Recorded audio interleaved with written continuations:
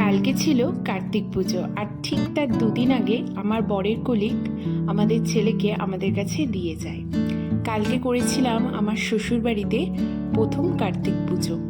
তার সমস্ত কিছু আয়োজন করে নিয়েছিলাম, সেগুলোই তোমাদের সাথে শেয়ার করলাম।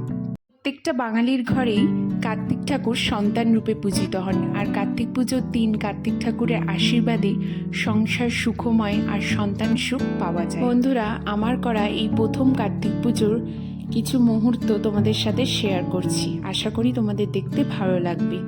সমস্ত কিছু গোছানো হয়ে গেছে, তো একটু পরেই পুজো শুরু হবে। আর পুজো শুরু হয়েছিল প্রায় 8:30টার সময়, কারণ এই পুজো রাত্রি করেই হয়ে থাকে। তো দেখো, পুজো শুরু হয়ে গেছে। ভিডিওটা ভালো লাগলে আমাকে অবশ্যই জানাবে তোমরা।